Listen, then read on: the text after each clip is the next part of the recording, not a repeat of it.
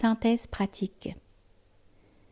Le petit pèlerinage s'articule en 4 grands moments tout au long desquels le pèlerin doit veiller scrupuleusement à ne pas se laisser aller à des attitudes frivoles. Premièrement, el-ihram. L'éthique del-ihram est d'accomplir ses grandes ablutions et se parfumer, enfiler sa tenue de sacralisation une fois parvenu au lieu d'assignation, miqat. Pour une question de commodité, il est possible de la mettre avant.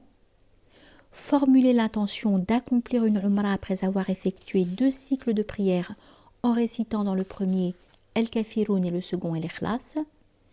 Prononcer la talbiya.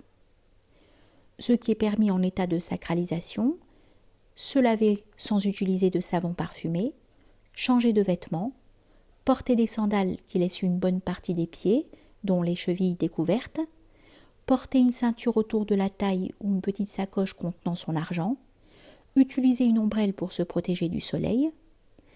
Ce qui est interdit, c'est d'accomplir l'acte charnel ou s'adonner à tout préliminaire avec son épouse, se rendre coupable d'actes répréhensibles, porter des vêtements cousus, c'est-à-dire qui épousent la forme du corps, contracter un mariage, se couper les ongles et écourter ses cheveux, se parfumer le corps ou les vêtements, couper des plantes et s'adonner à la chasse. Pour le tawaf, il faut être en état de propreté rituelle, accomplir 7 tours autour de la Kaaba de façon consécutive en ayant la Kaaba à sa gauche et en passant à l'extérieur du Hijr Ismaïl, commencer et finir le tawaf au niveau de la pierre noire, accomplir les circumambulations en ayant la Kaaba sur sa gauche. Concernant le sa'i, il doit être accompli à la suite d'un tawaf.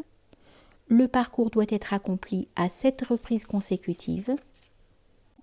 Il doit commencer par Safa et se terminer à Marwa. Mettre au moins un pied au début de chaque monticule avant d'entamer un nouveau parcours.